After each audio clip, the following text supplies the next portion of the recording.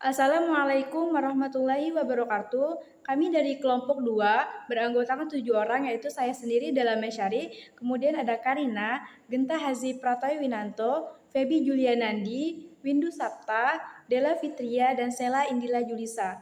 Di sini kami akan menjelaskan tentang ekosistem di lahan pasca tambang. Adapun outline penyampaian dari kelompok kami, yaitu yang pertama ada pengertian ekosistem di lahan pasca tambang, yang kedua ada komponen biotik dan abiotik dan perkembangan ekosistem di lahan pasca tambang, yang ketiga dampak terhadap komponen abiotik dan abiotik, yang keempat lahan pasca tambang sebagai ekosistem rusak, yang kelima dampak pertambangan timah bagi ekosistem, dan yang keenam reklamasi lahan pasca tambang.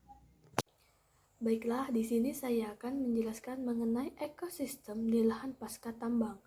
Ekosistem di lahan pasca tambang adalah ekosistem yang vegetasi di permukaan tanahnya telah ditebang habis atau telah gundul.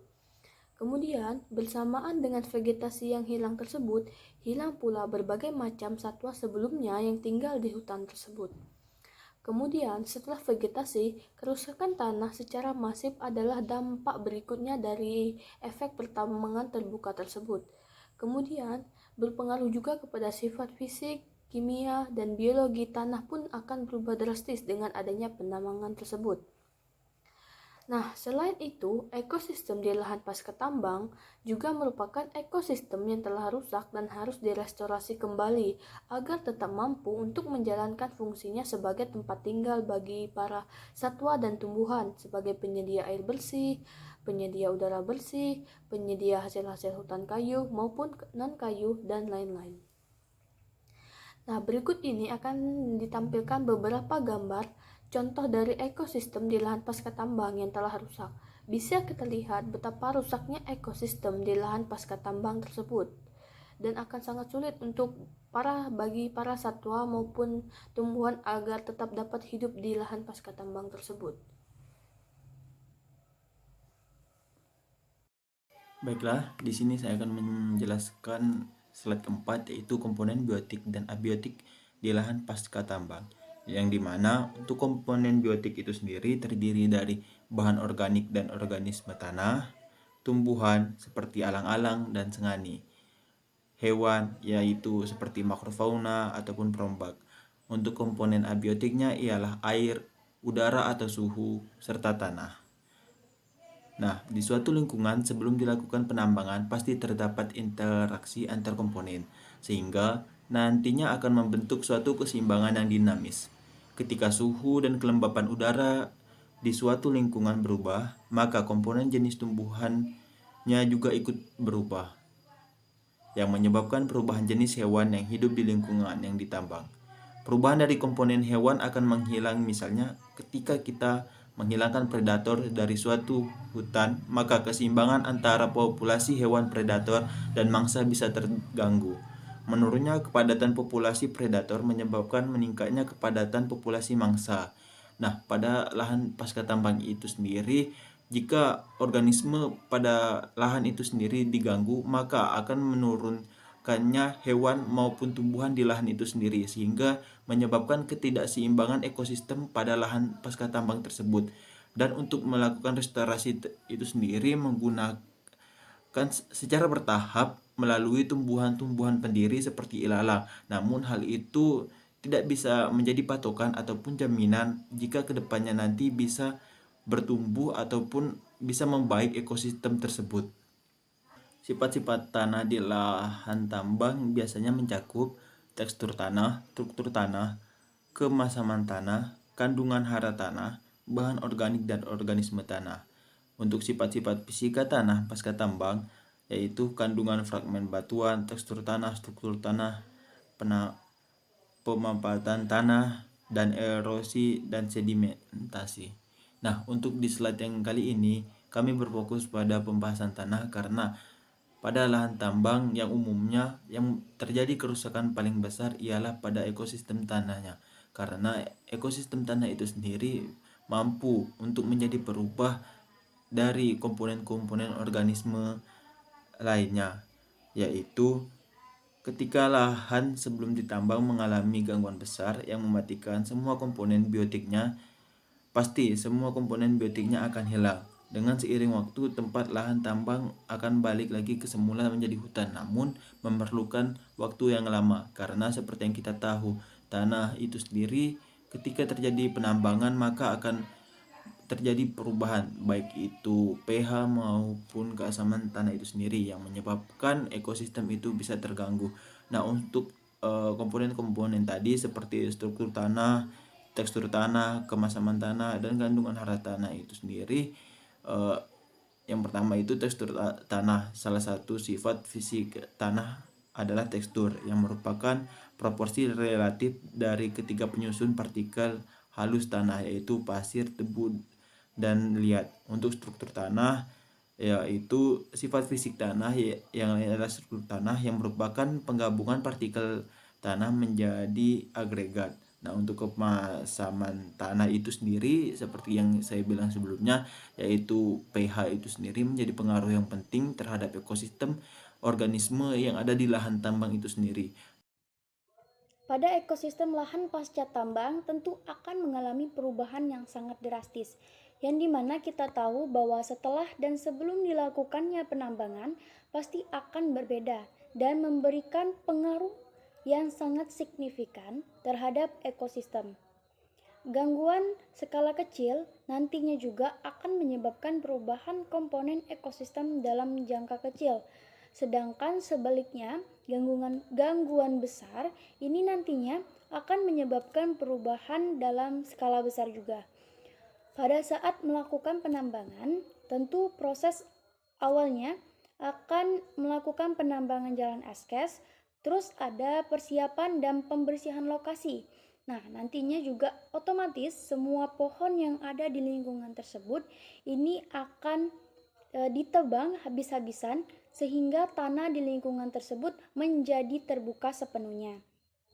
Lalu untuk suhu dan kelembaban udara juga nantinya akan berubah dan hewan-hewan ini juga yang berada di dalam lahan yang ditambangi ini nantinya akan melarikan diri karena tidak ada makanan dan tempat tinggal. Gangguan dalam skala besar ini juga dapat menyebabkan perubahan struktur dan fungsi ekosistem dalam jangka panjang. Di suatu lingkungan sebelum dilakukannya penambangan, pasti terdapat interaksi komponennya, sehingga nantinya akan membentuk suatu keseimbangan yang dinamis. Ketika suhu dan kelembaban udara di suatu lingkungan berubah, maka komposisi dari jenis tumbuhan juga akan berubah, yang menyebabkan perubahan jenis hewan yang hidup di lingkungan ini juga nantinya akan berubah pada saat di lahan pasca tambang. Perubahan dari komponen hewan akan menghilang. Misalnya ketika kita menghilangkan predator dari suatu hutan, maka keseimbangan antara populasi hewan predator dan mangsa ini bisa terganggu. Kepadatan populasi predator ini nantinya akan menyebabkan meningkatnya kepadatan populasi mangsa. Ketika jumlah mangsa meningkat, maka jumlah predator juga akan meningkat karena ketersediaan makanan yang meningkat. Meningkatnya jumlah predator ini nantinya akan menyebabkan mengecilnya populasi mangsa. Begitu seterusnya sehingga dalam jangka panjang nantinya akan terjadi keseimbangan. Ketika lahan dalam sebelum ditambang mengalami gangguan besar yang mematikan semua komponen biotik, pasti kita akan bertanya apa yang akan terjadi apabila komponen biotiknya ini hilang. Tentu komponen biotiknya ini akan hilang dan tidak terjadi rantai makanan sehingga nantinya untuk predator, konsumen ataupun sebagainya ini pasti akan terhambat. Dengan seiring waktu, tempat lahan tambang ini nantinya akan ditumbuhi oleh tanaman. Untuk proses pemulihan lahan pasca tambang ini disebut dengan sekresi.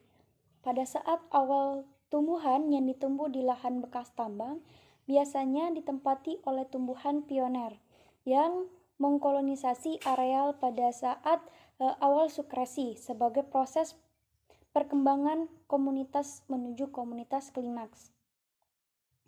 Tumbuhan pioner yang mengkolonisasi areal pada awal sukresi ini nantinya akan mempengaruhi lingkungan sehingga nantinya akan menciptakan kondisi lingkungan yang tidak menguntungkan bagi jenis pioner tersebut, tetapi malah nantinya akan menguntungkan bagi jenis pendatang baru yang kemudian berhasil memenangkan kompetisi dan menjadi dominan. Jenis spesies tumbuhan di lahan pasca tambang menurun tajam keanekaragamannya dibandingkan dengan hutan di sekitarnya. Kegiatan pertambangan ini nantinya dapat juga mengubah komposisi ekosistem. Tumbuhan yang mengkoloni lahan bekas tambang biasanya adalah tumbuhan menjalar, semak, dan beberapa dari spesies pohon yang memiliki nilai ekonomis yang rendah. Meskipun restorasi bertujuan untuk memulihkan ekosistem, namun ekosistem rujukan yang akan dituju itu tidak harus selalu persis seperti kondisi sebelumnya. Dalam kondisi alami sekalipun, ekosistem selalu mengalami perubahan. Ekosistem juga ini nantinya harus memiliki komunitas dengan komposisi jenis dan struktur yang mewakili ekosistem yang dijadikan rujukan.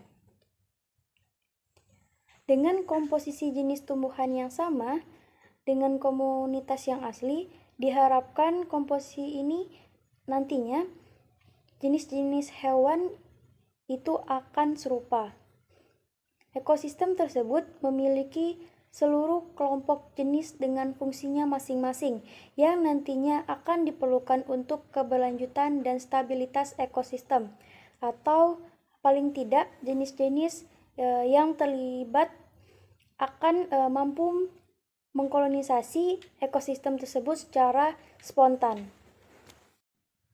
Ekosistem tersebut harus mampu berfungsi secara normal sesuai dengan perkembangannya. Ekosistem tersebut harus memiliki daya lenting yang baik. Yang disebut dengan daya lenting ini adalah kemampuan ekosistem untuk kembali ke kondisi semula setelah adanya gangguan. Ekosistem tersebut memiliki kemampuan untuk melestarikan diri sendiri dalam arti yang dinamis. Yang dimana dimaksud dengan melestarikan diri sendiri ini adalah ekosistem tersebut bersifat relatif stabil dan nantinya mampu untuk kembali ke keadaan semula. Assalamualaikum warahmatullahi wabarakatuh. Perkenalkan, nama saya Windu Sapta, NIM 2032011014. Saya merupakan anggota kelompok 2. Nah, di sini saya akan menjelaskan mengenai dampak pada komponen abiotik dan komponen biotik di lahan pasca tambang. Nah, yang pertama itu dampak pada komponen abiotik. Nah, komponen abiotik itu tersendiri itu merupakan komponen yang terdiri atas benda-benda tak hidup seperti tanah, air, udara, dan sebagainya. Nah, dampak penambangan pada tanah itu dapat menyebabkan kerusakan pada tanah dalam proses pengambilan biji di tanah asli atau terkubur oleh bahan-bahan sisa atau kita lebih kenal dengan limbah. Nah, akibatnya tanah pada lahan yang sudah ditambang pada umumnya itu memiliki 3 sifat. Yang pertama ada sifat fisik, sifat kimia, dan sifat biologi. Nah, ketiga sifat tersebut itu tidak cocok lagi digunakan dalam berbagai penggunaan, terutama pada media pertumbuhan tanaman. Nah, yang kedua itu dampak limbah tambang yang sangat meresahkan itu adalah pencemaran akibat air limbah yang tanpa pengolahan dibuang langsung ke badan sungai. Kenapa? Dampak ini disebut dengan dampak yang paling meresahkan karena drainase asam dianggap sebagai salah satu ancaman paling serius pertambangan terhadap sumber daya air. Drainase asam tambang itu memiliki potensi dampak jangka panjang yang merusak pada sungai dan kehidupan akuatik lainnya. Nah, yang ketiga itu ada dampak terhadap udara. Penambangan skala besar itu berpotensi memberikan kontribusi yang signifikan terhadap pencemaran udara, terutama pada tahap operasi. Semua aktivitas penambangan itu bergantung pada peralatan, generator, proses, dan bahan yang dapat menghasilkan polutan udara berbahaya seperti partikulat, logam udara, dan sebagainya. Nah, selain berdampak pada komponen abiotik, lahan pasca tambang juga berdampak pada komponen biotik. Nah, komponen biotik itu merupakan komponen yang terdiri atas makhluk hidup, salah satunya satwa liar. Nah, efek paling langsung terhadap satwa liar adalah perusakan atau pemindahan spesies di area penggalian dan penimbunan limbah tambang. Spesies satwa liar itu sangat bergantung pada vegetasi yang tumbuh di sekitarnya. Setiap aktivitas yang merusak vegetasi di dekat kolam, waduk, rawa-rawa, dan lahan basah itu mengurangi kualitas dan kuantitas habitat penting bagi spesies satwa liar. Nah, mungkin itu saja penyampaian dari saya. Mohon maaf jika ada kesalahan. Saya tutup. Wassalamualaikum warahmatullahi wabarakatuh. Baiklah, di sini saya akan menjelaskan lahan bekas tambang sebagai ekosistem rusak. Kegiatan pertambangan dapat berdampak pada perubahan atau rusaknya ekosistem. Ekosistem yang rusak diartikan sebagai suatu ekosistem yang tidak dapat lagi menjalankan fungsinya secara optimal, seperti pelindungan tanah, tata air, pengatur cuaca, dan fungsi-fungsi lainnya dalam mengatur pelindungan alam lingkungan.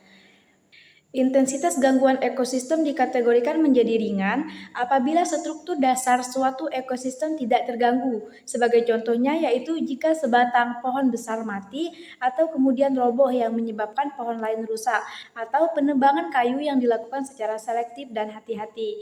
Kemudian yang kedua, kategori menengah, yaitu apabila struktur hutannya rusak berat atau hancur, namun produktivitas tanahnya tidak menurun. Misalnya penebangan hutan primer untuk ditanami jenis tanaman lain seperti kopi, coklat, palawija, dan lain sebagainya. Dan kemudian yang ketiga dikategorikan berat apabila struktur hutan rusak berat atau hancur dan produktivitas tanahnya menurun. Contohnya itu terjadi aliran lava dari gunung berapi. Kemudian penggunaan peralatan berat untuk membersihkan hutan, termasuk dalam hal ini akibat kegiatan pertambangan. Baik, di sini saya akan menjelaskan slide ke-10 yaitu tentang dampak pertambangan timah bagi ekosistem.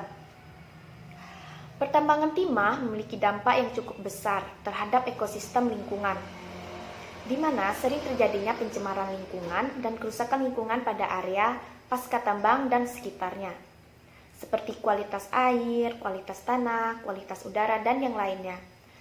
Dampak-dampak negatif pun timbul dari pertambangan timah ini, jika dilihat dari aspek fisik lingkungan, seperti kerusakan bentang alam, banyaknya kolong-kolong bekas tambang, rusaknya ekosistem laut seperti terumbu karang, dan penghuni laut lainnya.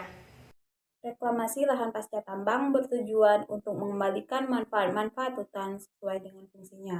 Reklamasi lahan pasca tambang diharapkan dapat menghasilkan kondisi ekologi yang tampak sama dengan kondisi hutan alam sebelumnya. Kemudian, tujuan utama dari reklamasi lahan pasca tambang adalah agar lahan yang rusak akibat dari kegiatan penambangan dapat berfungsi kembali dan minimalisir bahaya dan ancaman dari lahan terbengkalai seperti pencemaran lingkungan, banjir, tanah longsor, dan dampaknya terhadap flora dan fauna di kawasan sekitar tambang. Kemudian, prinsip dari lingkungan hidup yang wajib dipenuhi dalam melaksanakan reklamasi lahan pasca tambang adalah yang pertama, perlindungan terhadap kualitas air permukaan, air tanah, air laut, tanah, dan udara. Yang kedua, ada perlindungan keanekaragaman hayati. Yang ketiga ada penjaminan stabilitas dan keamanan timbunan batuan penutup, kolam tiling, lahan bekas tambang, dan struktur buatan lainnya. Yang keempat ada pemanfaatan lahan bekas tambang. Yang kelima, memperhatikan nilai-nilai sosial dan budaya setempat. Dan yang terakhir ada perlindungan terhadap kualitas air tanah. Kegiatan reklamasi merupakan akhir dari kegiatan penambangan yang diharapkan dapat mengembalikan ekosistem lahan ke keadaan semula, bahkan jika memungkinkan dapat lebih baik dari kondisi sebelum penambangan. Nah, kegiatan reklamasi meliputi kegiatan pemulihan lahan bekas tambang untuk memperbaiki lahan yang terganggu ekologinya dan mempersiapkan lahan bekas tambang yang sudah diperbaiki ekologinya untuk pemanfaatan selanjutnya. Nah, sasaran akhir dari reklamasi adalah untuk memperbaiki lahan bekas tambang agar kondisinya aman, stabil, dan tidak mudah tererosi sehingga dapat dimanfaatkan kembali.